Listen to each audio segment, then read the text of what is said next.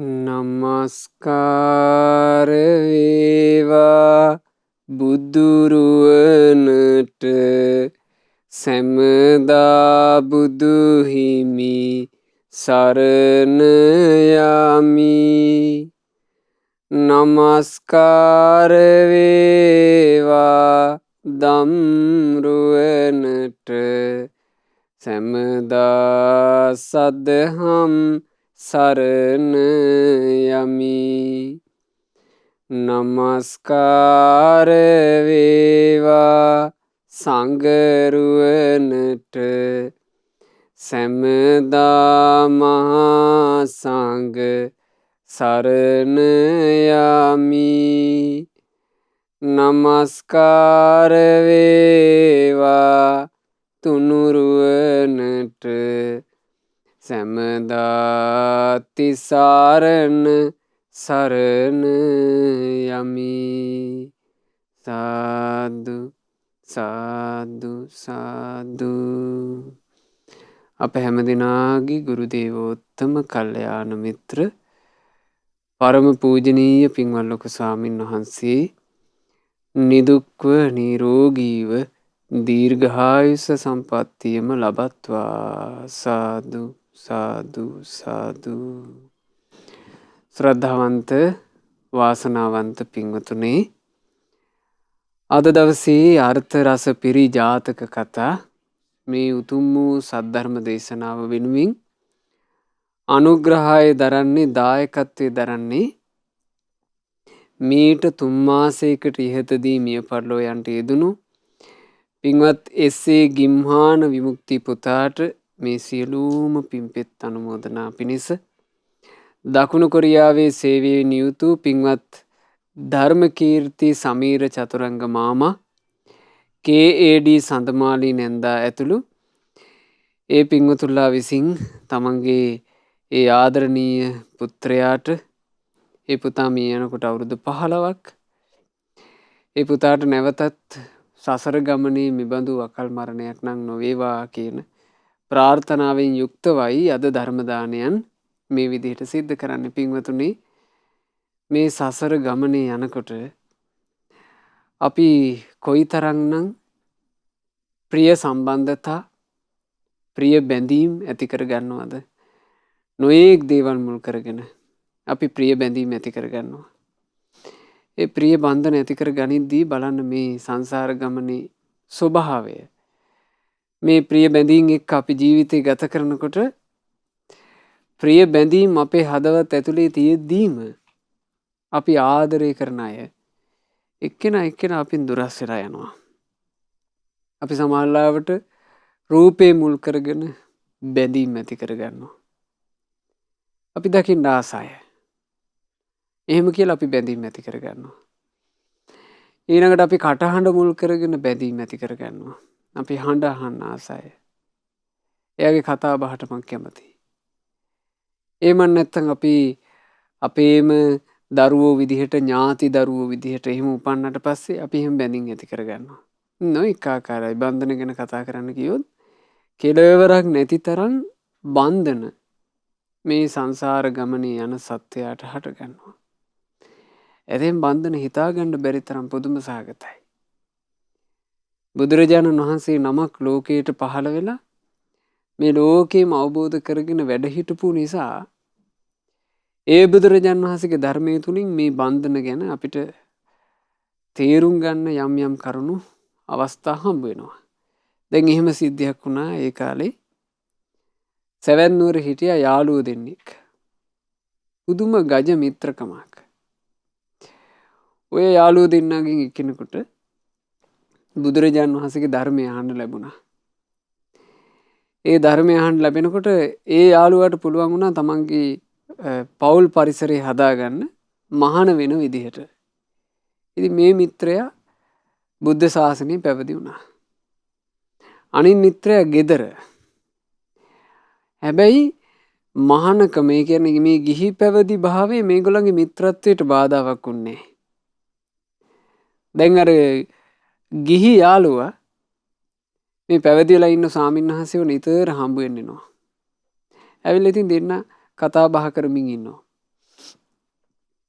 ඒ කතා බහ කරමින් ඉඳලා ඒ මිත්‍රයා පිටත් වෙලා යනකොට අර මිත්‍ර සම්බන්ධය නිසා අර භික්ෂුන් වහන්සේ පිටිපස්සෙම යනවා කියනවා. ගිහිල්ලා අර විහාර දොරටුව ළඟට යනකම් ගිහිල්ලා ඔහු නොපෙනී යනකම් බලන් ඉන්නවා. එහෙම යාළුකම. අර නොදැක ඉන්න බැරි මිත්‍ර භාවයන් හටගන්නේ. ආන් එහෙම මිත්‍ර භාවයක් තිබුණා. ඒ මිත්‍ර භාවයේ තියෙනකොට භික්ෂුන් වහන්සේලාගේ අතරේ හරියට මේක කතා බහට ලක් වුණා. ආයස්මතුනි පුදුම යාළුකමක් නෙමේක. මේ වගේ මිතුරුකමක් ගිහි කාලෙත් හොඳ මිතුදමක් තිබ්බා. දැන් මහාන වුණා කියලා මිතුදමේ කිසි වෙනසක් නැහැ කියලා. එහෙම කතා වෙනකොට ওই කතා බහ අතරේ බුදුරජාන් වහන්සේ එතෙන්ට වැඩම කළා. භාග්‍යතුන් වහන්සේ භික්ෂුන්ගෙන් අහනවා මහණෙනි තථාගතයන් වහන්සේ වඩිනකොට ඔබ මොකද්ද කතා වෙවි හිටියේ? අනේ ස්වාමීනි අපි කතා වුණේ අර අසවල් තෙරුන් වහන්සේයි අර ගිහි පින්වතායි අතරේ තියෙන මේ මිත්‍රත්වේ. ස්වාමීනි හරි පුදුමයි. අපිටත් යාළුවෝ හිටියා, අපිටත් හිතවතුන් හිටියා. අපේ යාළුවෝ ඔච්චර මිත්‍ර වුන්නේ. එතකොට බුදුරජාන් වහන්සේ වදාලා මහණෙනි ඔය යාළුකම මේ ආත්මෙට විතරක් අයිති එක නෙමෙයි.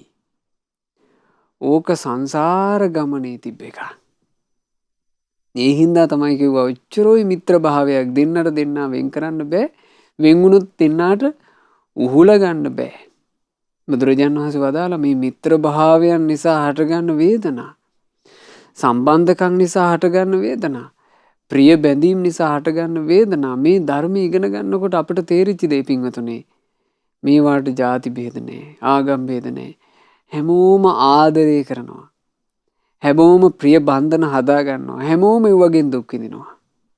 බුදුරජාණන් වහන්සේ වදාලා අර්ථය මා පියේහි සමාගච්ඡි ප්‍රිය අයත් එක්ක උනත් ඕනවට වඩා ආශ්‍රයක් භජනයක් ලං වෙලා ඉඳීමක් හදාගන්න එපා. ප්‍රිය අයත් එක්ක උනත් ඕනවට වඩා ලං කරගන්න එපා. අපියේහි කුදාචනං අප්‍රිය අමනාප කෙනා ඉතින් ලං වෙනවා කියන එක කොහොමද කරදරේනේ. ඒක කොහොමත් උන්නේ. ඇයි එහෙම කියන්නේ? පියාණං අදසන දුක්ඛං. ප්‍රියාය යම් කලක දකින්න නොලැබුණොත් එහෙම ඒක උහුලගන්න බැරි දුකක් බවට පත් වෙනවා. අපිට හදවත් වලින් බැඳීම් ඇති කරගන්න ලේසි. ඒ බන්ධන හදාගෙන ඒ බන්ධනත් එක්ක යම් කාලයක් ප්‍රීති ප්‍රමුදිත වෙන්න ලේසි. පින්වතුනි බන්ධනත් එක්ක හැමදාම ඉන්න බෑනේ. වෙනස් වෙලා යනවානේ. අපි ආදරය කරන අයය කියලා අපිට මොන විදිහට පවත්වන්න බෑනේ. බලන්න මේ ජීවිතේ. අපි දන්නේ නැහැ සාංශාරික ගමනක මේ යන චාරිකාවේ අපි එක එක්කෙනෙක් කොයි විදිහේ ඉරණම් කතාවක් උරුම කරගෙන ඉන්නවද කියලා. ඇතැම්මු මේ මනුස්ස ලෝකෙට එනවා. අපිත් එක්ක ප්‍රිය බන්ධන හදා ගන්නවා. ප්‍රිය බන්ධන හදාගත්තට එයා අරගෙන ඉන්නේ අඩු ආයුෂක්. අපි එයත් එක්ක දීර්ඝ කාලයක් ඉන්න කැමතියි. ඒ වුණාට එයා ගිරණම වෙන එකක්. එයා කෙටි කාලෙක යන්න යනවා. අපි ආසයි අයත් එක්ක ප්‍රියව මේ සුවසේ සනීපෙට ඉන්න. නමුත් අනිත් කෙනාගේ ඉරණම් කතාව වෙනම එකක් නම් ගොඩාක් දේ වෙනස් වෙනවා. ඒ නිසා මේ දේවල් සම්බන්ධයෙන් අපිට යම් දැනුමක් තියෙනවා නම් ඒක ජීවිතේ සනසවා ගන්න හේතු වෙන නුවණක්. බුදුරජාණන් වහන්සේ මේ භික්ෂුන් වහන්සේගේ ගිහි පින්වතාගේ මිත්‍රකම ගැන මේ විදිහේ විස්තරය කරනකොට අර භික්ෂූන්ට ආසාවක් ඇති වුණා ඒ අතීත ප්‍රවෘත්තිය දැනගන්න. ඉතින් ඒ වෙලාවේ බුදුරජාණන් වහන්සේ වදාළ ජාතක පුවත තමයි අබින්හ ජාතකය. අබින්හ කියලා කියන්නේ පින්වතුනි නිතර ආශ්‍රය, නිතර ඇසුරු කිරීම. මේ නිතර ඇසුරු කිරීම කියන එකේ තියෙන ස්වභාවයන් ගැන බුදුරජාණන් වහන්සේ මේ කිවදාරන්නේ. ඉතා මෑත අතීතේ බරණැස් නුවර බ්‍රහ්මදත්ත කියලා මහා රජෙක් රජකම් කළා. ওই රජුරු රාජ්‍ය කරන කාලේ ඒ රජුරවන්ට හිටියා බොහෝම දක්ෂ අමාත්‍යවරයෙක්. ගොඩක් දක්ෂ ඇමතියෙක්. ඒ අමාත්‍යවරය වෙන කවුරුත් නෙවෙයි අපේ බෝධිසත්වයන් වහන්සේ. ওই දවස්වල පින්වතුනි රජුරුවන්ගේ මංගල හස්ති රාජයා රජුට හිටපු මගුල් ඇතා එක ශාලාවක නිරන්තරයෙන් බැඳලා ඉන්නවා. මොකද මගුල් ඇතාව ඌමනා වුණොත් විතරනේ ඌව කටයුත්තකට ගන්නේ. එහෙම නැති අවස්ථාවලදී මේ මගුල් ඇතාව බැඳලා තියෙනවා අර ශාලාවේ. මගුල් ඇතා බැඳලා හිටපු ශාලාවේ සමීපෙට වෙන්න එක බලු කුක්කෙක් වුණා. මේ බලු කුක්කා කිසි බයක් නැතුව අර මගුල් ඇතා ළඟට යනවා. ගිහිලා මේ මගුල් ඇතාගේ අර ඇඟ වටේ දුව මේ බලු කුක්කා ඒ මගුල් ඇතාත් එක්ක හුරතල් වෙන්න පටන් ගත්තා. නිතර දකින්නකොට නිතර එනවා යනවා හැදෙනකොට අර මගුල් ඇතාගේ හිත මේ බලු කුක්කා ගැන ගොඩාක් බැඳුනා. දැන් මේ දෙන්නා ගජ මිත්‍රයෝ වුණා. බලු කුක්කාවම බලු කුක්කාව හොඬින් අරගෙන මගුල් ඇතා තමන්ගේ ශරීරය උඩ තියා ගන්නවා කියනවා මේ කුක්කව. ඉතින් එහෙම පුදුම ලෙන්ගතුකමක් හැදුනා. එතන මේ දෙන්න හරි සන්තෝෂෙන් ඔහොම ඉන්නකොට කාලේ ගත වෙනකොට ওই මිනිස්සෙක් ඔය පාරේ යමින් ඉද්දී අර බලු කුක්කා පාරයිනේ සෙල්ලම් කර හිටියා. මේ මිනිස්සයා වටපිට බැලුවා කවුරුත් පේන්න නැහැ. බලු කුක්කාත් හැඩයි. බලු කුක්කා වරන් ගියා. දැන් අදට මිනිස්සු එහෙමනේ. අද උස්සලා බලනවා කුක්කෙක්ද කික්කියෙක්ද කියලානේ. කුක්කෙක් නම් අරන් යනවා. අදට නේද? එතකොට මේ මිනිස්සයා අර බලු කුක්කාව අරගෙන ගියා. දැන් ඊළඟ දවසේ උදේම මගුල් ඇතා බලාගෙන ඉන්නවා. වෙනදාට එන කුක්කා අද නැහැ. මේ පුවත් කියවනකොට පින්වතුනි අපිට සිහිපත් වුණා තිරිසන් ලෝකේ කොච්චර දුක්ඛිත බවක් ඇතිද කියලා. ඒ බලන්න තිරිසන් ලෝකේ මේ දැන් බල්ලෝ හිම ඒ අම්මා බලු පැටව් දානවනේ. පැටව් දානවා සමහරවල් හත්තට දානවා.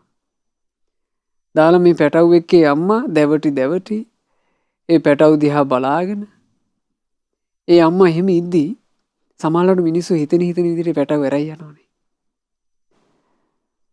මිනිස්සු අරගෙන යනවා. කොක්කෝ ඇරයි යනවා. ලස්සනට හැඩට බෝලෙට ඉන්නකොට අර ගෑනු සත්තු පවා කික්කියෝ පවා අරයි යනවා. ඒ අරගෙන යනකොට අර අම්මට දැනෙන වේදනාව. ඒක කොහොම ඇද්ද?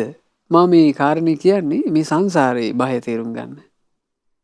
දැන් අපි තිරිසන් ආත්මවල ඉපදිලා පින්වතුනි සමහරවට අපේ අස්පනා අපිට අපේ දරු පැටව අහිමි වෙන්දි වේදනාවෙන් ඉන්නේ නැති. ඊළඟට සමහරවට මේ තිරිසන් සත්තුත් එක්ක ඒ අම්මලා ඇවිදින්න යනවා පාරේ. පාරේ වේගින් යන වාහනයකට තමන්ගේ දරු පැටව ටික යට වෙනවා. පාරේ චප්පෙලා මැරිලා ඉන්නව බලාගෙන අර අම්මට කොච්චර වේදනාවක්ද? ඉතින් මේ ඇත් රජාටත් මේක වුණා. මේ ඇත් රජාට දැන් බලු කුක්කා පේන්න නැතිකොට ලෝකෙම එපා වුණා. දැන් මේ ඇත් රජා ගෙනල්ලා දෙන භෝජනේ අනුභව කරන්නේ. මගුල් ඇතා නිසා මේ කාට කැම ටික ගානට වෙලාවට ලැබෙනවා. කන්නේ. වෙනදාට වෙලාවට බෙර ගහනකොට නාන්න පිටත් වෙනවා. මේ මගුල් ඇත්තු නාන්න යන්නේ බෙර ගහගෙනනේ. ඒ බෙර හඬට දැන් නාන්න යන්නේ. මූ දැන් හොල්ලන්න බෑ ඇතෙක්නේ. හොල්ලන්න බෑ. එහෙම ඉන්නවා දඩබ්බර වෙලා. එතකොට අර බෝධිසත්ව අමාත්‍යවරයාව කැඳවලා රජුරෝ කිව්වා අමාත්‍ය පුදුම වැඩක් වෙලානේ අපේ මේ ඇත් රජාට. මෙච්චර කල් මේකා හොඳට වුණා. මේකා දැන් නිකන් හූල්ලන ලීලාවක් තියෙන්නේ. කේන්තියමුත් නෙමෙයි ඉන්නේ. මූට මොකක් හරි දුකක් ඇති වෙලා. අමාත්‍ය පොඩ්ඩක් විපරම් කරලා බලලා මේකට පිළියමක් කරන්නකෝ කිව්වා. එතකොට බෝධිසත්ව අමාත්‍යවරයා මෙතෙන්ට ගිහින් බැලුවා. හොඳට ඇතාව පරීක්ෂා කෙරෙව්වා. පරීක්ෂා කරද්දී දැනගත්තා ඇතාට කිසිම ශාරීරික රෝගාබාධයක් ඇත්තේ නැහැ. එතකොට මේ අමාත්‍යවරයා ඇතා ගැන තොරතුරු හෙව්වා. අනේ හොයද්දී දැනගත්තේ නිතර බලු කුක්කෙක් ආවාය. ඇවිල්ලා සෙල්ලම් කර කර උන්නාය. මේ ඇත් රජා රජුගේ මංගල හස්ති රාජයා ඒ ඇතාව රජ්ජුරුවෝ ඉන්දා ගන්නා තමන්ගේ ශරීරය උඩ පවා තියාගත්තාය අර බලු කුක්කව. ඒ තරමටම ලං කරගත්තාය කියලා මේක අහන්න ලැබුණා. එතකොට මේ අමාත්‍යවරයා කල්පනා කළා සත්වයන්ගේ හිත්වල බන්ධන හටගන්නේ නිතර දකින්න ලැබෙනකොට බන්ධන හටගන්නේ හරි තරයට තීව්‍රයට තියුණුවට බන්ධන හටගන්නවා. ඒ බන්ධනය කියන එක පින්වතුනි කවදාවත් දන්වැලකින් හදන්න බෑ. ඒ බන්ධනය කියන එක වෙන රැහැනකින් වෙන දෙයකින් එහෙම හදන්න බෑ. මානසික බන්ධන කියන ඒවා. මානසික බන්ධනය ගැන බුදුරජාණන් වහන්සේ එක අවස්ථාවක වදාළනේ. භික්ෂුන් වහන්සේලා පිණ්ඩපාතේ වඩිනකොට කොසල් රජුරුවන්ගේ හිරකාරයෝ ටිකක් මේ පාරේ එකතු කරගෙන යනවා. හිරකාරයෝ එකතු කරයි යන හැටි මා හිතන්නේ පින්වතුන්ලා වර්තමානයේ වුණත් දැකලා තියෙනවනේ දරුණු හිරකාරයෝ. අතට පයට විලංගු දාලා ඒ විලංගු වලින් ඉන්නේ ඇදගෙන යන්නේ. කොසල් රජුරුවන්ගේ මේ හිරකාරයෝ ටිකත් මෙහෙම ඇදගෙන ගියේ. එතකොට අර භික්ෂුන් වහන්සේලා මේ හිරකාරයන්ව දැකලා හිතුවා කියනවා අපේ පුදුම බන්ධනනේ. මෙහෙමත් බඳිනවද මිනිස්සයන්ව? පුදුම දන්වැල් වලින් පුදුම තරට බැඳලානේ. මෙහෙම භික්ෂුන්ට හිතක් ඇති වුණා. අද වුණත් අපි සමාලාවට ওই තදට ගැට ගහලා තිනකොට අපි කියන්නේ ද පුදුම බැඳිල්ලක් බැඳලා තියෙන්නේ කියලා. ආන් එහෙම භික්ෂුන් කතා වුණා. ඒ කතා වෙනකොට බුදුරජාණන් වහන්සේ ওই කාරණේ දැනගෙන භාග්‍යතුන් වහන්සේ වදාලා මහණෙනි ඕකටත් බන්ධන කියලා කියනවා. හැබැයි ඔය බන්ධන වලට වඩා ගොඩාක් තීව්‍ර බන්ධනයක් තියෙනවා. ඒ තීව්‍ර බන්ධනය තමයි ඒ තීව්‍ර අතිශය තියුණු බන්ධනය තමයි දරුවන්ව දෙමව්පියන්ට බැඳ තබන බන්ධනේ. ඥාතීන්ට බැඳ තබන බන්ධනේ. පෙම්වතුන්ට බැඳ තබන බන්ධනේ. බිරිඳ ස්වාමියාට බැඳ තබන බන්ධනේ. යාළුවන්ට බැඳ තබන බන්ධනේ. මේක තමයි තීව්‍ර බන්ධනේ. මේ බන්ධනේ කඩන්න ලේසි නෑ. මේ බන්ධන නිසාම සංසාරේ දිග කතාවක් හැදෙනවා. ඉතින් බෝධිසත්වයෝ කල්පනා කළා සත්‍යයාගේ හිතේ ස්වභාවය මේකනේ. එහෙමනම් ඇත් රජාගේ හිත එකත් එකටම බලු කුක්කාට බැඳෙන්නේ නැති. දැන් මේ බලු කුක්කාව හොයාගන්න ඕන.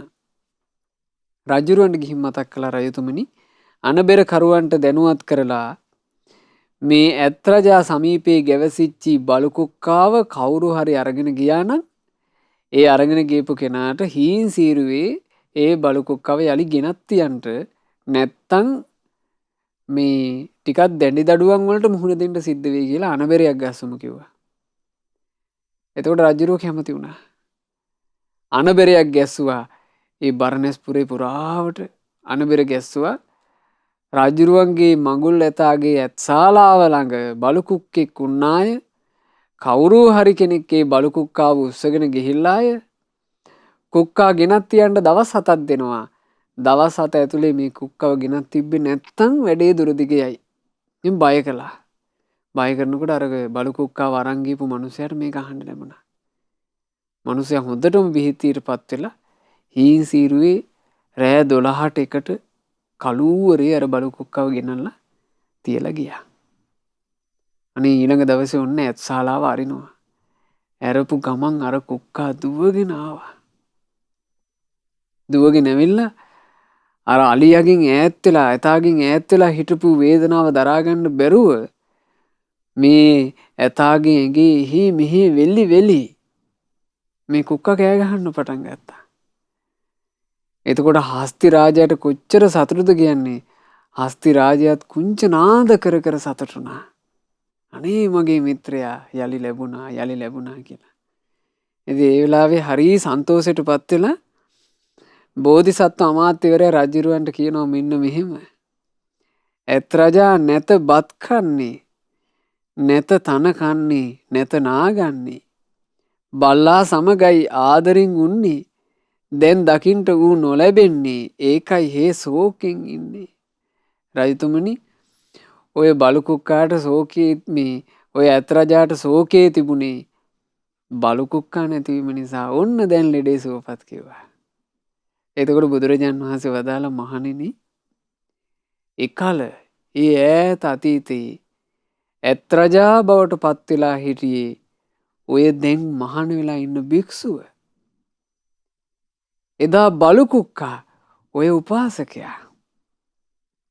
බලන්න එකලත් බන්ධනේ මෙකලත් බන්ධනේ. දැන් මේ කතාව මෙතනින් ඉවරයිනේ.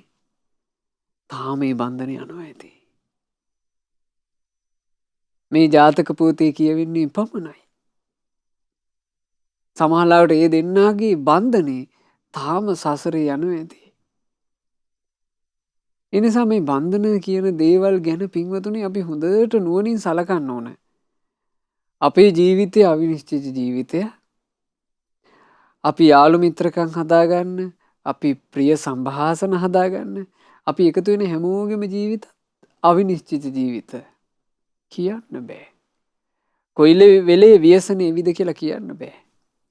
ඒ නිසා මේ බන්ධන නම් දුරු කරගෙනම වාසය කරන එකයි වටින්නේ. බන්ධන දුරු කරගෙන බැඳීම් නැති ජීවිතේ සැපයි.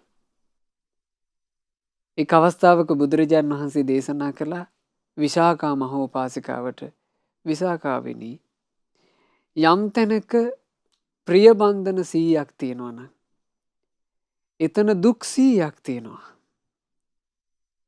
ආදරය කරන ඇලුම් කරන ප්‍රිය අය 100ක් ඉන්නවා නම් අපි ඒ දුක් 100ක් තමයි ලං කරන් ඉන්නේ. ප්‍රිය වූ දේවල් 100ක් තියෙනවා නම් අපි දුක් 100ක් තමයි ලං කරන් ඉන්නේ. ප්‍රිය බන්ධන 50ක් තියෙන තැන එහෙනම් දුක් 50ක් තියෙනවා. ප්‍රිය බන්ධන 10ක් තියෙන තැන පින්වතුනි දුක් 10ක් අපිට තියෙනවා. අපි හිතමු අපි කවුරු හරි ගැන ගොඩාක් තදින් බැඳිලා ඉන්නවා, ගොඩාක් ආදරය කරනවා. ආදරය කරන කෙනා දුරස් වෙද්දී ආන්න හට ගන්නවා වේදනාව. එහෙනම් ප්‍රිය වූ ඇල්මෙන් බැඳී ගිය එකක් තියෙන තැන දුකක් තියෙනවා. එහෙමනම් අනිත් කාරණේත් අපිට තෝරගත්ත එකේ. ප්‍රිය වූ බන්ධනයක් යම් තැනක නැද්ද? එතන දුක් කිසිවක්ම නැත්තේය. දුක් කිසිවක්ම නැහැ. ප්‍රිය වූ බන්ධන නැති වෙන විදිහට මේ හිතක් සකස් කරගන්නේ කොහොමද? ඒකට උවමනා කරන්නේ ප්‍රඥාවයි. ඒ ප්‍රඥාව නොයෙක් ආකාරයෙන් මහා කරුණික අපගේ ශාස්ත්‍රුන් වහන්සේ ලබා දුන්නා. බුදුරජාණන් වහන්සේ ඒ සැනසෙල්ල ලබා දෙනකොට ඒ උදෙසා පින් තියෙන අයව හොයලා බලලා තමයි බුදුරජාණන් වහන්සේ සැනසෙල්ල දායාද කළේ. පින්වතුනි ඔය සැවැන් නුවරම වාසය කළා එක්තරා තාත්තා කෙනෙක් තමන්ගේ පුතා කෙරෙහි තදින් ඇලිච්චි.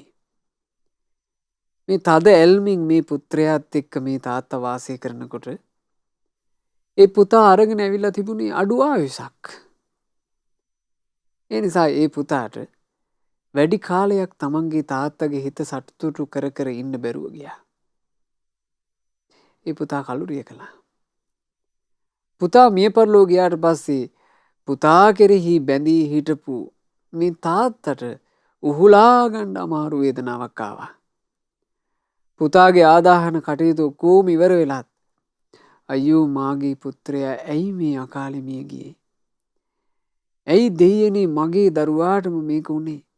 ඇයි මගේ අහිංසකයාම මේ විදිහට මේ මරණය කරා අරගෙන ගියේ කියලා නොයෙක් යාදිලි කිය අඬන්න පටන් ගත්තා. විලාප තියන්න පටන් ගත්තා. දවස් 7-8 ගත වුණා. බුදුරජාණන් වහන්සේ සවැත් නුවර දෙව්රම් විහරේදී මහා කරුණා සමවතින් ඉද්දී මේ තාත්තව දකිනවා. ඔහුට තිබුණ ධර්මාවබෝධ කරන්න තරම් පිනක්. ඒ නිසා බුදුරජාණන් වහන්සේ වැඩම කළා ඒ තාත්තා ළඟට. වැඩම කරලා බුදුරජාණන් වහන්සේ ඔහුට ජීවිතය ගැන කියලා දුන්නා. හරිම ලස්සනයි. ගත වෙන ජීවිතය මෙහි මිනිසුන් ගෙවන දැකගත නොහැක මරණය අතවනන තැන දුක්කරදර මැදින් සුළු සතුටක් ලැබෙන දිවියද ගෙවාලිය යුත්තේමය දුකින. බුදුරජාන් වහන්සේ වදාලා මනුස්යෝ මේ ලෝකයේ ජීවත්වෙනකොට ඒ ජීවත්වෙන මනුස්්‍යයාට මරණය අතවන්නන තැන. මරණය අතවන්නවා කියලා කියන්නේ මරණයට පත්වෙන තැන. ඒ මනුස්්‍ය අපිත් එකට ඉද්දී එක කෙනාට එක වෙලාවට මරණය අතවනනවා. එක වයස්වලදී මරණය අතවන්නනවා. සමහරවිට දෙමෝපිය ජීවත් වෙලා ඉද්දි දරු පැටවුන්ට මරණය අතවනනවා. දරුවෝ ජීවත් වෙලා ඉද්දි දෙමෝපියන්ට මරණය අතවනනවා. ස්වාමි භාර්යා එකට එකතු වෙලා මහා සිහින ගොඩාක් එක්ක ජීවිතේ පටන් ගන්න ලැහැත් වෙනකොට මෙන්න ස්වාමි පුරුෂයාට මරණය අතවනනවා. මෙන්න බිරිඳට මරණය අතවනනවා. එහෙම නොවේද ජීවිතේ? දැන් මේ සත්‍ය ගැන බුදුරජාන් වහන්සේ වදාළේ සත්‍යයක් නොවේද කියලා නුවණින් හිතන්න ඕන. නුවණින් කල්පනා කරන්න ඕන. නුවණින් කල්පනා කරද්දී පින්වතුනි අපට හොඳටම තේරෙන්නේ නැද්ද? මේ මනුස්ස වර්ගයාටම මේක පොදු කරුණක් බව. මනුස්ස වර්ගයාට පමණ නොවේ මේ සංසාර ගමනේ වැටුණු හැම සත්වයාටම මේක පොදුයි. අපි මේකට හිටියාට අපි එක එක්කිනාට මරණය අතවනන තැනක් කවුරුත් දන්නේ. හැබැයි එකම එකක් අපි දන්නවා. ඒ තමයි මරණය නම් අත වනනවාමයි. මරණය අත වනන්නේ නැතුව අපිට සදාකාලිකව මෙහි ඉන්න බෑ. යොදමින් උපායක් නොමැරී සිටින්නට නොහැකිය නැත උපා එලෙසින් දකින්නට. දිරමින් සකස් වෙයි මරු වෙතම යන්නට ලෝ දහමක්ය මෙය ඉපදුන සතුන්හට. මේ ජීවිතේ සදාකාලික වෙන්න මගේ ඥාතීන් එක්ක මං හැමදම ඉන්නවා. එහෙම කියලා කැමති වෙන කෙනෙකුට ඒකට කිසිදු උපායක් නැත. දැන් ලෝකේ තාක්ෂණින් ගොඩාක් දියුණුයි. තාක්ෂණින් දියුණු ලෝකේ හැමදාම සදාකාලිකව ඉන්න පිළිවෙලක් හොයාගන්න පුළුවන්ද? බෑ. කොච්චර මහන්සි වුණත් බෑ. මේ ලෝකය කියලා කියන එකේ ධර්මතාවයක්. උපන් සත්වයට තියෙන ධර්මතාවයක්. ලෝදමක් ජීවත් වෙලා මැරිලා යන එක. කිසිම උපායක් නැහැ. කිසිම මැජික් එකක් නැහැ. කිසිම හාස්කමක් නැහැ. නොමැරී ඉන්න. අපිට මේ බුද්ධ දේශනා කියවනකොට හිතාගන්න බැරි තරම් දීර්ඝ ආයුෂ තිබ්බ මිනිස්සුන්ගේ යුගයන් ගැන ඉගෙන ගන්න ලැබෙනවා. අපි මකාදේව ජාතකය ඉගෙන ගන්නකොට පින්වතුන්ලාට මතක ඇති. ඒ මකාදේව කියන රජුරුවෝ රජකම් කරන කාලේ ඒ රජුරුවන්ගේ කුමාර අවදිය විතර අවුරුදු 84000ක්. රජකම් කළ අවුරුදු 84000ක්. ඊට පස්සේ අන්තිම කාලේ පැවිදි වෙලා ඍෂි පැවිද්දෙන් පැවිදි ජීවිතයක් ගත කළා. ඒත් අවුරුදු 84000ක්. උදුම දීර්ඝ කාලයක්. හැබැයි කවුරුත් සදාකාලික නැහැ. එච්චර දීර්ඝ කාලයක් ඉඳලා හරි මරණය කරා යනවාමයි. ඒ හින්දා කිව්වේ කිසිම උපායක් නැහැ. මේක ලෝක ධර්මයක්. හිමිදිරි උදෑසන ගිලිහි බිම වැටෙනා. බියමය පවතින්නේ රුක්පලයට ඉදෙනා. එලෙසින් හැමදෙනා මෙහි ඉපදී සිටිනා. පෙළෙමින් සිටිත් බියකින් මරණය ගෙනෙනා. හරියට මේ ජීවිතය කියන එක ගහක හටගත්ත ඵලයක් වගේ. ගහක හටගත්ත ඵලයට නියත බයක් තියෙනවා. ඒ බය තමයි කොයි වෙලේ හෝ ගිලිහි වැටෙන්නේය. ගස්වල ගෙඩි බලන්න පින්වතුනි. ලපටි කාලෙත් ගෙඩි ගහෙන් වෙන් වී බිම වැටෙනවා. ඇතැම් කාලවල ගෙඩිය මෝරාගෙන ඉද්දී ඒත් වැටෙනවා. ඇතැම් කාලවල ගෙඩි ඉදීගෙන එනකොට ඒත් වැටෙනවා. ගහක ඉදුණු ගෙඩියක් සදාකාලික වෙලා ඒ ගහේම හිට්ටා කියලා එකක් නෑ.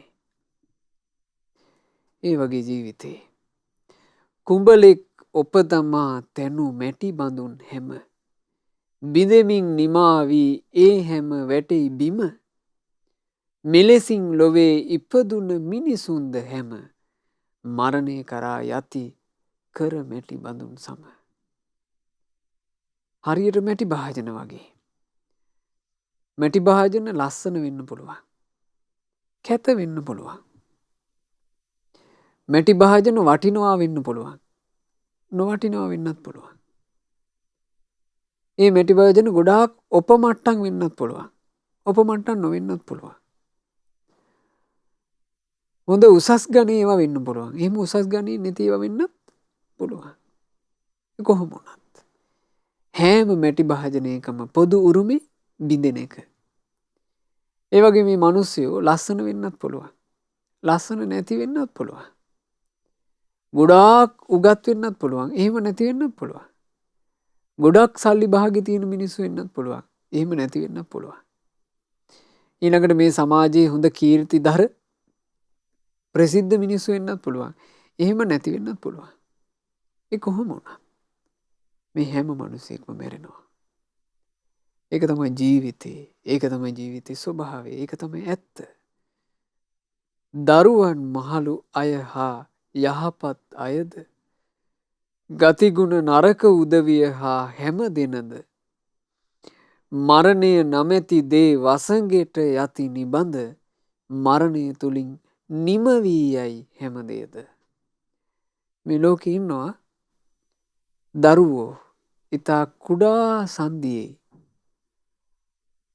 ඊතා ප්‍රිය මනාප හුරතල් දරු පැටව. ඒ හුරතල් දරු පැටව කියලා කතාවක් මරණයට නෑ. ඊතා හුරතල් වයසේදී ඒ දරු පැටන්ව මරණය විසින් කැඳවාගෙන යනවා. අපි එතෙන් වෙන දැකලා තියෙනවා චූටි මිනි පෙට්ටිවල සුරංගනාවියෝ වගේ හරි ලස්සනට ඇඳුම් අඳලා මේ පුංචි දූලා ඒ මිනි පෙට්ටියේ තියලා දෙන ෆොටෝ. ඉංගුතුන් දැක නැද්ද? ඇතැම් මිනිසුන්ගේ හදවත් වලට ගිනි දීපු ඒ දර්ශන තමන්ගේ දරු පැටියා මැරිලා ඒ දරු පැටියා ලස්සන ගවුම් පොඩ්ඩක් ඇඳුවාම සුරංගනාවි වගේ ඒ දරු පැටියව මිනි පෙට්ටියක තියලා තියෙනකොට අම්මා තාත්තා දෙන්නට ඥාතීන්ට ඒක උහුලන්න පුළුවන්ද? ප්‍රිය බන්ධන නිසා හට ගන්නා වේදනා. පුංචි ළමයි කියලා එකක් මරණයට නෑ. මහලු අය කියලා එකක් මරණයට නෑ. මේ අය යහපත් මිනිස්සු කියලා එකක් එහෙමත් මරණයට නෑ. අයහපත් ගතිගුණ තියෙන කුරිරු අය ලං වෙන්න නරකයි කියලා එහෙම එකක් මරණයට නෑ. මරණේ නැමැති දේ වසඟයට යති නිබඳ. හැම කෙනෙක්ම මරණය කියන කෙනාගේ වසඟේ යටතේ මරණය කියන දේ වසඟේ යටතේ ඉන්නේ. මරණයට ඉහළින් කවුරුත් නෑ. මරණය තුලින් නිම වී යයි හැම දෙයද. හැම දෙයක්ම මරණයෙන් අවසන්. මැඩෙමින් මරණයෙන් පරලොව යන කලට තම පුතු වලකන්ට නොහැකිය පියෙකුහට පුතා මිය යනවා. තාත්තට ඒ පුතාට ආදරය කරන ඥාතීන්ට හැකියාවක් නෑ. අනේ මගේ පුතා මිය දෙන්න එපා. මගේ පුත්‍රයව මරණය විසින් කැඳවාගෙන යන්න එපා. මගේ පුතා තාම ටික කාලයයි මේ මනුස්ස ලෝකෙ හිටියේ. මගේ පුතා මගේ ඉතුරු ආයුෂ ටිකත් අරගෙන ගොඩාක් කල් ඉන්න ඕන. නවත්තන්න බෑ. කොච්චර සත්‍යයක්ද? මරණය කරා කෙනෙක් ඇදෙනකොට නවත්තන්න බෑ. නෑයෙක් දිවි ගෙවා යන විට මරණයට නොහැකිය වලකන්ට එය ඥාතියෙකු හට. තව ඥාතියෙකුට තමන්ගේ ඥාතියාගේ මරණය කරා යාම වැළැක්විය නොහැක. ඒක මේ වගේ වෙන්නේ. එක එක ගවයාව කැඳවා මරණයට ගවයින් මරන්නා උන් ගෙන යයි යසට. එලෙසම නෑසියන් වැළපෙන හඬන විට කැඳවන හැටි බලව එකිනෙක මරණයට. හරියට ඝාතකාගාරයක මරණයට කැපවෙච්ච හරක් වගේ. මරණයට කැප කරන ලද හරක් ඝාතකාගාරයේ බැඳලා ඉන්නවා. උන්ට ඒ ඝාතකාගාරයේදී ওই මොනවා හරි පොඩ්ඩක් කන්න දෙනවා. ඌ උදෙසා ඕඩර් එකක් එනකන්, ඇනවුම එනකන්. ඒ ඇනවුම එනකන් අනිත් හරකුන් එක්ක එකට හේතු වෙලා ඒ හරක් එක්ක මරණයට කැපවිච්ච හරකාට ඉන්න පුළුවන්. හැබැයි ඒ ඇනවුම එන තාක් පමණයි. ඇනවුමක් එනවා. ඒ ඇනවුම සමහරවිට එන්නේ අම්මයි ඒ අම්මාගේ එකම වසුපැටියයි බැඳලා ඉන්නේ. සමහරවිට ඇනවුම එන්නේ වසුපැටියාට. පින්වතුන්ලා මේ බණ අහන පින්වතුන්ලාගේ අතරේ ඇති අභේදාන කරපු පින්වතුන්. ඒ අභේදානෙන් ගවයෝ නිදහස් කරන්න ඇතැම් පින්වතුන්ලා ගව ඝාතකාගාරවලට ගිහිල්ලත් ඇති. පින්වතුනි ඔබ දැක නැතිද? එකම ඝාතකාගාරයේ අම්මා බැඳලා ඉන්නවා එක කොනක. වසු පැටියා බැඳලා ඉන්නවා අනික් කොනේ. සමහර මිනිස්සු වසු පැටියන්ගේ මස් කන්න ආසයි. ඒ මිනිස්සු ඇනවුම් කරනවා අර වහු පැටියාව. අර අම්මා දැස්වල කඳුළු පුරවාගෙන බලාගෙන ඉඳි. අර පැටියා වරන් යනවා. ඒ වගේම නොවේද මේ මිනිස්සු විදිහට අපි ගත කරන ජීවිතෙත් මරණයට කැප වුණ හරක් වගේ. අප උදෙසා එනවුම එනකන් අපි හිනහ වෙලා කතා කර කර ටීවී බල බල චිත්‍රපටි බල බල අපි වාසය කරනවා. ඇනවුම එනකන්. ඇනවුම ආවට පස්සේ අනිත් අය ඔක්කොම ඇස්වල කඳුළු පුරවාගෙන බලාගෙන ඉඳි අපිට යන්න වෙනවා. එහෙම කියනවා මේ මනුස්ස ලෝකෙන් එක එක්කිනා වෙන් වෙලා යන්නේ. හොඳට හිතන්න තමන්ගේ ජීවිතය ගැන. අපිට සමහරවිට නොතේරෙන කාලේ අපේ පවුල්වල මළගෙවල් තිබෙන්නේ නැද්ද? අපේ පවුලේම මළගෙදරක්. අපේම ඥාතියෙක් මැරිලා අපිට ඒ කාලේ තේරෙන්නේ නැහැ. සමහරවිට අපි මේ මළගෙදර එහි මෙහි දුව දුව සෙල්ලම් කර කර හිටියා. ඒ කාලෙත් අපේ ඥාතීන් මේ ලෝකෙන් යන්න ගියා. ඊට පස්සේ අපිට යාන්තම් තේරෙන කාලෙට එනකොට අපිට දුක දැනෙන්න ගන්නවා. අනේ එතකොට අපිට පේනවා අපේ ඥාතින් එක්කිනා මෙරි මෙරි යනවා. ඒ අය දුරස් වෙලා යනකොට අපට ඇඬුම් එනවා. අපි අන්තිමට ಗುಣ කතා කරනවා. ආදාහනය කරන්න භූමි දානය කරන්න ඒ අවසන් කටයුතු කරන්න සුදුසු තැනට යනකොට අනේ අපි බිමලාගෙන දුකසේ ඒ පසුපස්සේ යනවා. අවසාන කටයුතු කරනකම් බලාගෙන ඉන්නවා. මුකුත් නැතුව අපි හිස් අතින් එනවා. මේ ජීවිත කතාවේ අපිට මේවා වෙලා නැද්ද? අමුතු දේවල් නෙමෙයි. ඒ නිසා මේකේ අමුතු එක තමයි අපිට මේ කාරණේ හොඳට අර්ථ වශයෙන් තේරුම් ගන්නට නොහැකි වීම. ඒක තමයි අපිට මේ දීර්ඝ සංසාර ගමනේම කරගන්න බැරි වෙච්ච දේ.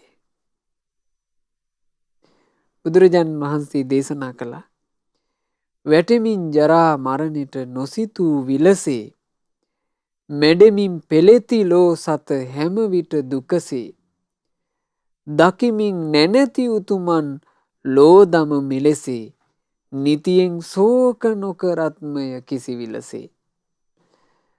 එක එක්කෙනා මරණය කරා වැටෙනකොට අනිත් අය අඬ අඬා ඉන්නවා. මේ ඇඬුම කියන එකෙන් නුවණැත්තෙක් කවදාවත් සතුටු වෙන්නේ නැහැ කියනවා. නුවණැත්තා කරන්නේ මේක ලෝක ධර්මයක් නේද කියලා හොඳට ලෝක ධර්මයේ දෙස බලනවා. ඒ බලද්දී ඔහුට පේනවා මව් කුස වෙත පැමිණි අයුරිද හේ නොදනි. තමන් එක්කකට හිටපු ඥාතියා, දරුවා, ප්‍රිය පුත්‍රයා, තමන් ආදරය කරපු කෙනා, තමන් බැඳුණු කෙනා, තමන් රූපේ දකින්න ආස කරපු කෙනා, තමන් කටහඬ ආන්න ආස කරපු කෙනා, තමන් හොරතල් වලට ආස කරපු කෙනා. මේ විදිහට නොඑක ආකාරයෙන් අපිට බැඳීම් තියෙනවනේ. ඒ බන්ධ නැති කරගත්ත කෙනා කොයි ලෝකෙක ඉඳලා මෙහි ආවද කියලා අපි දන්නේ. මෙතනින් මැරුණ පසු යන තැන ගැන නොදනී. මැරිලා කොහේ යනවාද කියලා අපි දන්නේ. මේ දෙක ගැනම නොම දන්නා කෙනා ලොවේ. මේ දෙකම කෙනෙක් දන්නේ නැත්තං මේ ගැන වැළපෙන්නේ අරුතක් ඇතිව නෙවෙයි. ඒ අඬනවා කියන එකේ කිසි තේරුමක් නැහැ කියනවා. අපි තුමු මේ මනුස්ස ලෝකෙන් එයා ගිහින් ඉන්නේ දෙව්ලොවකට නම් එයා වෙනුවෙන් අඬලා කිසි පළක් නෑනේ. එයා මීට වඩා හොඳ සැපවත් තැනකට ගියා. එනිසා මේ ඇඬුම කිසි තේරුමක් නැති එකක්. හඬමින් වැළපෙමින් සිටිනා කෙනෙකු හට යම් කිසි සිතක් සැලසේ නම් ඒ ලෙසට කෙනෙක් අඬන්න පටන් ගත්තාට පස්සේ අඬන එකෙන් සිත සැලසෙනවා නම් නුවණැත්තා පවා සිහියද මුලා කොට පෙළමින් තමාවත් යොමුයි ඒ දෙයට. කෙනෙක් වෙන් වුණාට පස්සේ අඬන එක නම් හරිම එක. මේ ලෝකේ බුද්ධ ආදී නුවණැත්තොත් ඒකමයි කළන්නේ. නමුත් බුද්ධ ආදී නුවණැති සත්පුරුෂ උත්තමයෝ එබඳු දේ කළේ නෑ. හඬමින් ශෝක වන විට කෙනෙකුගේ සිත කිසිවිට සහන් සුවයක් ඒ සිතේ නැත. බොහෝ දුක් ගොඩක් ඔහු තුල හටගනු නියත ඇඟපත පවා තැලී පොඩි වී පෙළනු ඇත. එයාට මුළු ඇඟම තලා දැම්මා වගේ දැනෙන්නේ නැද්ද ශෝක වෙවි වාසය කරනකොට? එතකොට අඬන්න දොඩන්න ගියොත් ඉතුරු වෙන්නේ ඔච්චරයි. ඇඟපත දි รา ගොස් පෙනුමද නසාගෙන තමහට තමා මෙලෙසින් දුක හදාගෙන හැඬුමින් කිසි දිනක මලවුන් නොයෙත්මය. අපි ගොඩාක් කෑ ගහලා ඇඬුවා කියලා මිය ගියපු අය යලි එන්නේ නැත. මෙලෙසින් වැළපීම හරසුන් දෙයක්මය. ඒ නිසා ආදරය කරන අය දුරස් වුණා කියලා ඒකට අඬනවා නම් ඒක නම් වැඩක් නැති එකක්. ශෝකය අත් නොහැර බොහෝ දුක් රැස් කරන ශෝකය අත් නොහරින කෙනාට දුකමයි රැස් වෙන්නේ. අනේ ඒ කෙනා ඉදි මෙහෙම කතා කළා. ඒ කෙනා මෙහෙම ඉද්දි අපිත් එක්ක කටයුතු කළා. අපිත් එක්ක මෙහෙම විනෝද චාරිකා ගියා. එයා මෙහෙම විහිළු කරනවා හරි ෂෝක්. අපි මෙහෙම හිතන්න අපිට මොකද වෙන්නේ? අපේ හදවත් ඇතුලේ දුකම ගොඩ ගැහෙනවා. නිතරම සිත සිතා මලවුන් ගැන තැවෙනවා. අනේ එයා හිටියානම්. අනේ එයා අපිත් එක්කම එකට හිටියානම් ඒ අතුරු ආන්තරාව උනේ නැත්තම් කියලා අපි හිතනකොට වෙන්නේ මොකද්ද? තැවීම විතරයි. කෙනෙකුන් ගත කරයි නම් දිවි මේ ලෙසිනා. ශෝකය වෙතම යනු ඇත හෙතෙමේ නිතිනා. එයාගේ ජීවිතේ ශෝකේ කරාම ඇදී ශෝකයෙන්ම මුසපත් වෙවි ඒවාම හොල්ලා කියමින් එහෙම්ම කාලේ ගත වෙනවා. මොනවා හරි කර පිංගුතුනි අපි මේ ජීවිතේ ගෙවනකොට අපිට ඉන්න තියෙන කාලේ ගත වෙවි අඩු වෙන්නේ නැද්ද? අඩු වෙනවනේ. දැන් බලන්න අද 30 වෙනිදා. දැන් මේ 30 වෙනිදා කියලා කියන්නේ මේ අවුරුද්දේ ව්‍යවහාර වර්ෂ ක්‍රමයට අනුව මේ අවුරුද්දේ අන්තිම හරියනේ ගත වෙනවා. දැන් හෙට 31 උදා වෙනවා. ඊළඟ දවසේ අපි කියනවා අලුත් වර්ෂයක් උදා වුණා. අපිට අහිමි වෙනවා ඔක්කොම. අඩු වෙවි යනවා.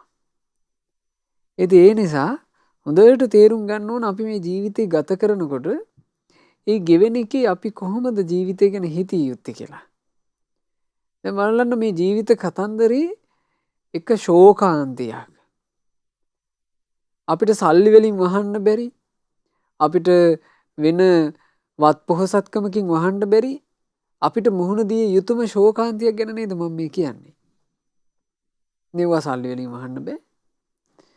සල්ලි තිබුණා කියලා ඒ සල්ලි වලින් පුළුවන් කමක් නෑ තමන්ගේ ප්‍රියාය වෙන් වෙලා යනකොට ඒ දුක තුනී කරන්න.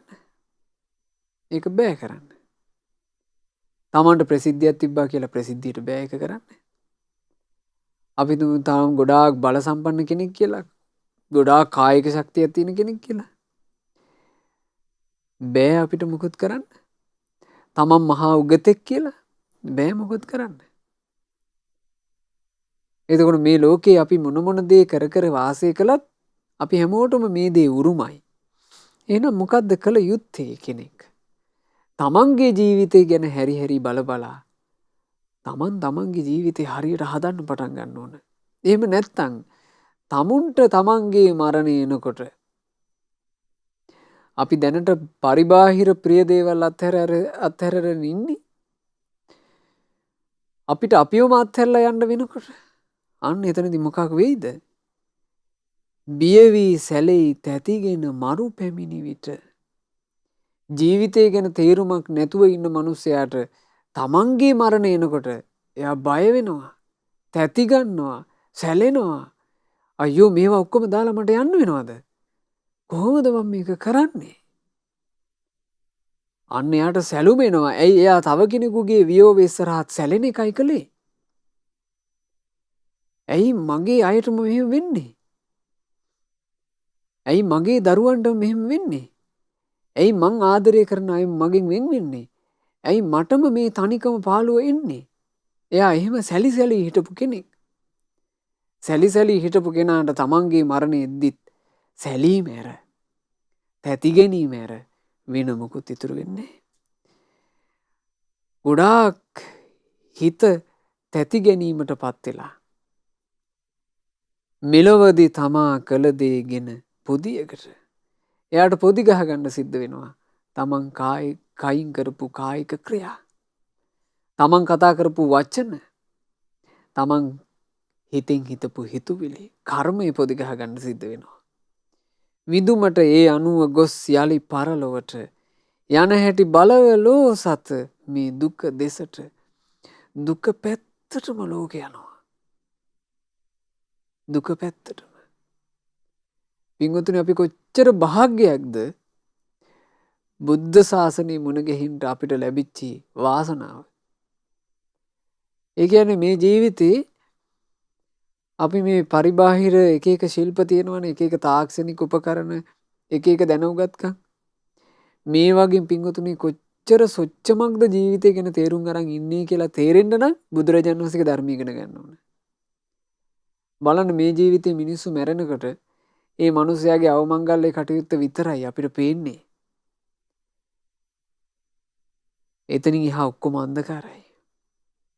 එයා එතනින් පස්සේ ගියේ කොහෙටද? එයාට මොකද්ද උනේ? ඔක්කොම අඳුරේ. ඔය තියෙන තාක්ෂණ එකකටවත් ඔව අල්ලන්න බෑ.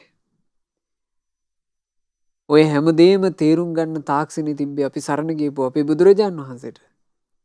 බුදුරජාණන් වහන්සේ වදාළ මහණෙනි, සිත කය වචනේ වරද්ද ගත්තොත් මෙතනින් පණ අතාරිනකොට එයා එක්ක නිරේ යනවා, එක්ක එයා පෙරේත ලෝකේ යනවා, එක්ක එයා තිරිසන්නු අතර යනවා. එයාට වරදිනවා.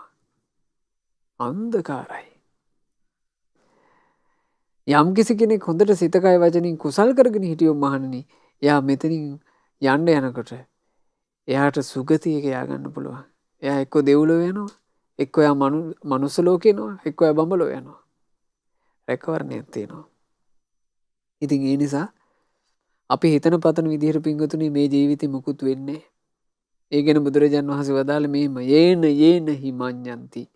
යම් විදිහකට හිතාගෙන ඉන්නවද? තතෝතං හෝති අඤ්ඤතා. හිතාගෙන ඉන්න එකම නෙවෙයි සිද්ධ වෙන්නේ. ඒතා දිසෝ විනා භවෝ. වෙනස් වීමමයි මේ ලෝකේ තියෙන්නේ. පස්ස ලෝකස්ස පරියායන්. මේ ලෝකේ ධර්මතාවයේ දෙස බලන්න. වෙනස් වෙන ලෝක ධර්මතාවය හොඳට තේරුම් අරගෙන මේ වෙනස් වෙන ලෝකේ දුක්ඛං කටලු කියන ඒවා වැළඳගන්නේ නැති පරිණතව ජීවිතය දිහා බලන තේරුමක් ඇතුව ජීවිතේ ගත කරන තමන්ගේ ජීවිතයට වටිනාකමක් එකතු කරගත්ත මිනිසෙක් වෙන්න උත්සාහවත් වෙන්න. අපි හැමදෙනාට බුද්ධ ශාසනය මුණ ගැහුණු මේ දුර්ලභ මනුස්ස ජීවිතේ ඒ සම්බුදු සසුන තුළින් අපේ ජීවිතය ගැන දැක්මක්, අපේ ජීවිතයට ආලෝකයක්, අපේ ජීවිතයට රැකවරණයක්, අපේ ජීවිතයට અભිහිත බවක්, අපේ ජීවිතයට ශක්තිමත් ආශිර්වාදයක් ඇති කරගන්න වාසනාව ලැබේවා. සාදු සාදු සාදු. රැස් කරගන්නට යෙදුනා වූ සියලුම පුණ්‍ය ධර්මයන් සියලු දෙවියෝ පහන් සිත් ඇතිව අනුමෝදන් වෙත්වා. සක් දෙවිඳු, සතර වරන් දෙවිවරු, සෙම්පති දෙවියන් ප්‍රධාන සියලු දෙවියෝ පින් අනුමෝදන්ව දෙවියෝ පිනින් සතුටු වෙත්වා. දෙවියන්ගේ නිරන්තර ආශිර්වාද අප හැම දෙනාට දෙවියෝ සලසත්වා. දෙවියෝද සසර දුකින් අත මිදේවා. සාදු සාදු සාදු. රැස් කළා වූ උදාරතර පුණ්‍ය ධර්මයන් අප හැම දෙනාගේ කල්යාණ මිත්‍ර ගුරු දේවෝත්තම පරම පූජනීය පින්වත් ලොකු ස්වාමින් වහන්සේට අනුමෝදන්ව ගුරු දේවයන් වහන්සේ නිදුක්ව නිරෝගීව දීර්ඝායුෂ සම්පන්නියම ලබත්වා. සාදු සාදු සාදු. අද ධර්ම දානය සිද්ධ කළේ මිය පරලෝ යන්ට යෙදුණු ඒ පින්වත් එස්.ඒ. ගිම්හාන විමුක්ති පුතාට පින් අනුමෝදනා පිණිස වයස අවුරුදු 15ක් වෙලා හිටපු ඒ පුතා 2021 12 වෙනි මාසේ 30 වෙනිදා වෙනකොට මිය පරලෝ ගිහිල්ලා 3 මාසයක් සපිරෙනවා.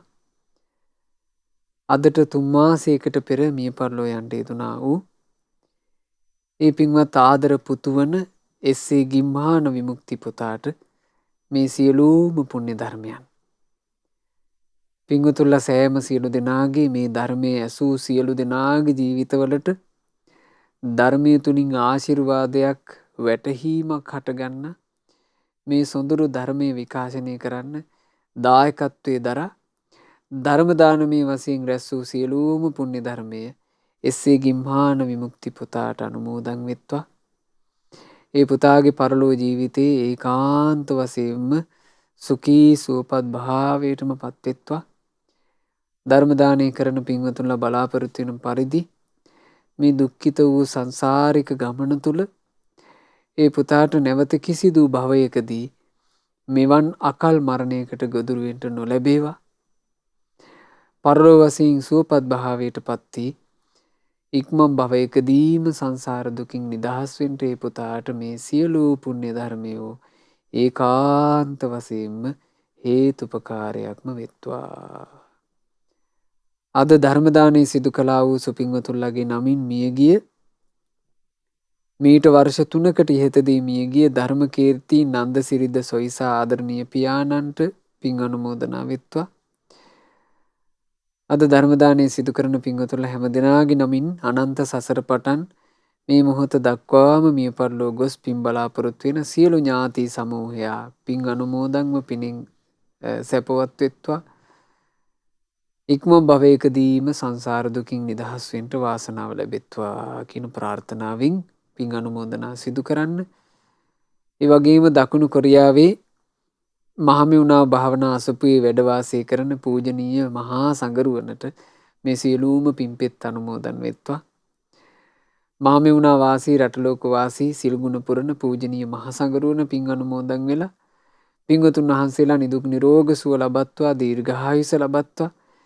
ගරුතර මහා සංඝරත්නයටත් අනගාരികා මෑණියන් වහන්සේලාටත් පැවිදි අපේක්ෂාවෙන් සිටින පින්වත් හැම දෙනාටත් ගෞතම සාසනයේම ධර්මාවබෝධ කරන්නට වාසනාව ලැබේවා. සාදු සාදු සාදු. රැස් කළ උදාරතර පුණ්‍ය ධර්මයේ අද ධර්ම දානයේ සිදු කළා වූ දකුණු කොරියාවේ සේවයෙන් යුතු පින්වත් ධර්මකීර්ති සමීර චතුරංග මහත්මයාටත් පින්වත් KAD සඳමාලී මහත්මියටත් සියලු පින් එකලෙසම අනුමෝදන් වෙත්වා.